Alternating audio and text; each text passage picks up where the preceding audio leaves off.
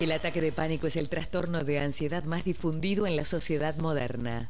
En los Estados Unidos, se calcula que un 25% de su población alguna vez sufrió algún ataque de pánico. En la Argentina, solo alcanza a un 8% de sus habitantes. Desde 1990, la Organización Mundial de la Salud reconoció a los ataques de pánico como una enfermedad mental. El ataque de pánico, un mal de estos días, y muchos famosos que hacen muy bien en contarlo para transmitir una experiencia que es muy difícil y que lamentablemente condiciona la vida de mucha gente. Beatriz Goldberg, nuestra amiga, ustedes la conocen, es psicóloga y además escribió un libro, Cómo vencer los miedos y ser feliz, para darnos algunas explicaciones. Es un tema médico, es un tema psicológico, cómo hay que tratarlo, cuál es la cura. Hola Beatriz, buen día, un gusto saludarte. Hola, buen día, un ¿Cómo gusto estás hablar vos? con ustedes.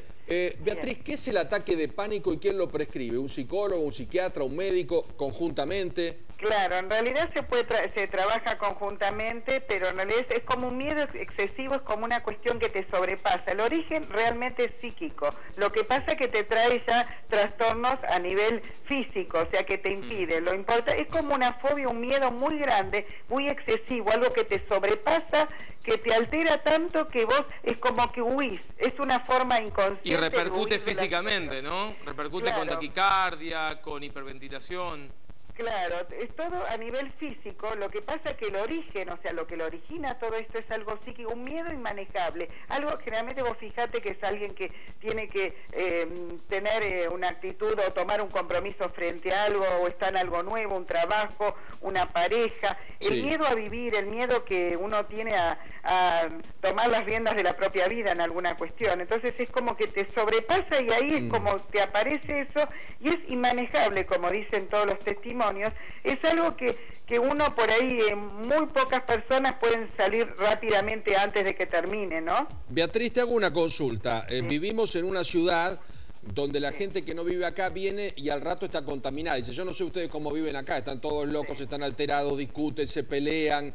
¿Influye esta vida estresada que tenemos en Buenos Aires los argentinos o no tiene nada que ver el cansancio y el estrés con este tipo de patologías? Influye. Lo que pasa es que el estrés para los psicólogos, ahora la palabra que usan todos, es como, digamos, el virus para los médicos, ¿no es cierto? A veces uno no sabe qué origen tiene algo y por ahí los médicos te dicen es un excesivo estrés. El tema es cómo uno no puede manejar el estrés, cómo uno lo maneja, ahí está la dificultad, sí. Por ahí aparece estos miedos inmanejables. Y da la ¿no? sensación, disculpame que te metes con el estrés, Sí. pero da la sensación que ahora todo es estrés y que Sí. cualquier anomalía que se encuentra y que no tienen una definición concreta dicen es estrés.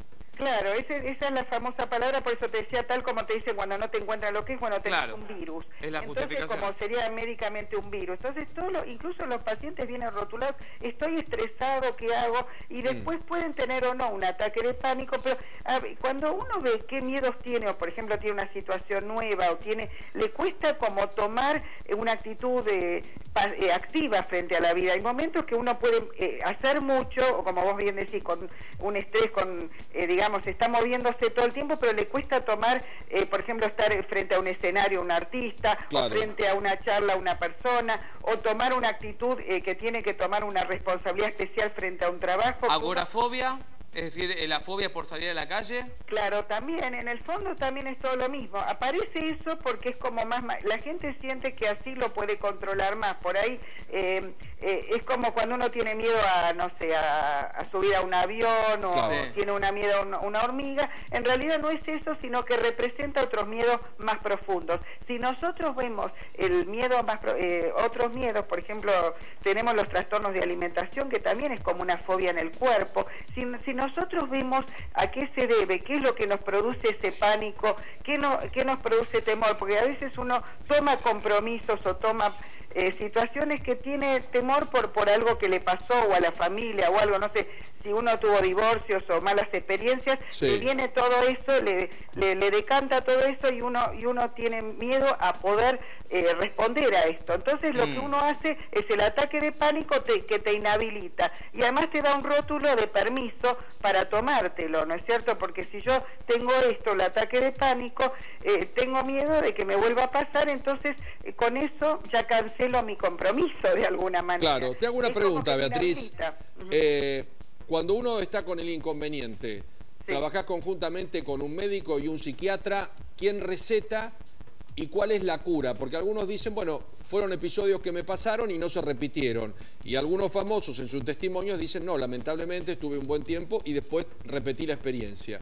Claro, porque ahí está la cuestión. Si uno no trabaja, porque uno puede dar ribotril o algo como para los miedos, pero si uno, por ejemplo, no trabaja conjuntamente, ¿qué es lo que te produce esto? No solucionamos de base, que no es una terapia larga, sino algo focalizado. ¿Qué es lo que me produce miedo a enfrentar? ¿Qué es lo que me cuesta enfrentar al público? ¿Qué siento? Que tengo miedo al éxito, que tengo miedo a fracasar, que tengo miedo a que si uno lo trabaja un poquitito, chiquitito, esa persona lo soluciona y no le vuelve a pasar. Claro. O por lo menos tiene herramientas y hay muchos tips para evitar que se te solucionen. Bueno, yo justamente en el libro de los miedos, hablo justamente de ciertos tips o cosas que uno puede hacer para evitar que la persona eso aparezca en el momento que uno ve los síntomas, porque es como algo, no digo muy controlable, pero uno tiene algo parecido, un déjà vu de lo que le pasó. Pero sin cometer una imprudencia, porque no sé cuál es la palabra justa, uno está vulnerable por algo, porque digo, en todos los órdenes de la vida hay algunos miedos, el miedo a ir al jardín de infantes por primera vez, el miedo a quedarte sin tu mamá en el jardín de infantes, el miedo a rendir exámenes en los colegios, el miedo a no que te vaya bien en una carrera universitaria, el miedo a enfrentar una relación.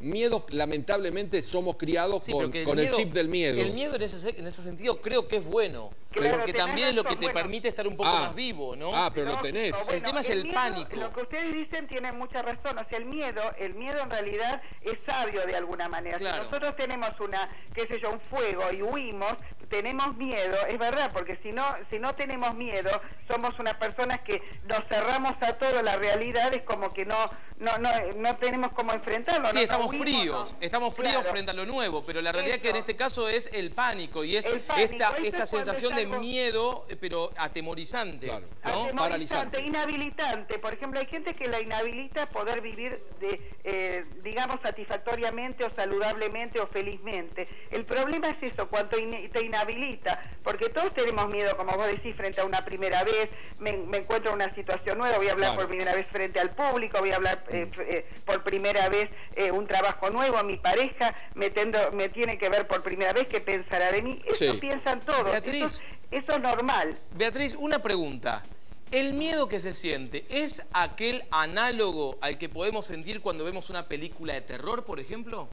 Y de alguna manera todo terrorífico, uno ve como algo que esto la vida es terrible, como que mejor me muero, o sea, como que es como, también es una sensación de alejamiento, de inactividad. Esto es una actitud pasiva que tiene una connotación física, pero es como que de alguna manera vos te retirás de la situación con estas ganas de salir, de desmayarte o algo, es como se termina una situación. Esto es inconsciente, la persona no es que tiene todo esto, pero cuando uno tiene una actitud, por ahí uno le enseña al otro a no tener miedos, que no le va a pasar nada grave, que no es gravísimo, supongamos que no te sale, no se te va la vida en eso, porque hay gente que, por ejemplo, tiene, no sé, una cuestión que tiene que presentar un trabajo y siente que de ese trabajo depende todo y empieza a sentirse mal, y esa presión, esto que tenemos mucha presión, así como hay gente que tiene nada de presión, realmente las personas que tienen ataques de pánico muchas veces son autoexigentes y sienten que tiene que estar todo perfecto y que no puede haber no tienen que dejar nada librado al error. Seguro. Entonces, cuando no pueden dejar nada librado al horror, el error, es como que siente ese horror, que te iba a decir, ese horror de qué me pasa si me sale mal, ese enfrentamiento y esa cuestión que uno tiene, y bueno, tiene que empezar a limpiar todo esto para sanear, y bueno, si uno se equivoca, todos tenemos equivocaciones. Todos tenemos. Beatriz, te voy a pedir un permiso, que compartamos con vos un segundo tramo de este informe, porque hay un montón de famosos, veíamos secuencias recién, Carmen Barbieri, Cacho Castaña, Analía Franchín, que contaban sus testimonios. Ahora estamos hablando de Ernestina, que lamentablemente tuvo que abandonar un trabajo. Vamos a presentar una segunda parte y terminamos de redondear el tema con vos, porque es un tema que ocupa a mucha gente y fundamentalmente aquí en la Argentina. Ataques de pánico. Beatriz Goldberg está en línea con nosotros, ella es psicóloga. Beatriz, había un testimonio, el de Marcelo Iripino, que decía: yo llegué a mi casa, no había nada para que en ese momento me agarre un ataque de pánico. Estaba bien con mi trabajo, con mi pareja, estaba cocinando para mi pareja y unos amigos, y de golpe apareció la descompensación. ¿Es algo que puede surgir sin que haya un contexto negativo al momento? Claro, lo que pasa es que a veces no es algo que uno lo tiene conscientemente o algo determinante, como en algunos casos que tenés que te contaron, bueno, que termina de ser árbitro de fútbol o tiene que tomar una decisión. Realmente es cuando hay que tomar una decisión, aunque esté todo perfecto, puedo tener toda mi vida en orden, ok, todo chequeado bien, pero hay algún miedo o alguna cuestión de que tengo que tomar una decisión de cambio.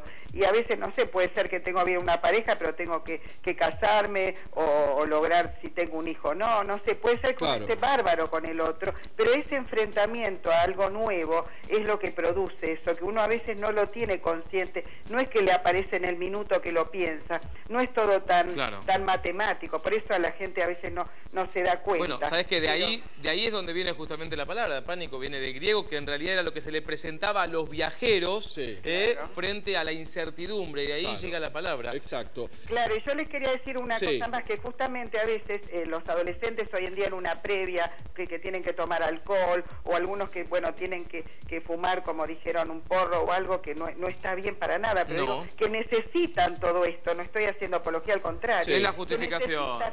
Necesitan esto para enfrentar una situación, evitan o creen evitar un ataque de pánico, porque en realidad no tienen fuerza o energía para sentarse frente al sexo opuesto y encarar, o algo que les falta energía o les falta la habilidad como para poder enfrentar una situación nueva o algo que les preocupa o les atemoriza. Entonces eso también es una cuestión que la sociedad se ve mucho, ¿no? Hoy en día, ante cualquier cosa, o tomo alcohol en una fiesta o tengo que enfrentar algo, o sea, está muy ligado toda la cultura alcohólica o de adicciones. Sí, a todo esto, ¿no? A una cuestión de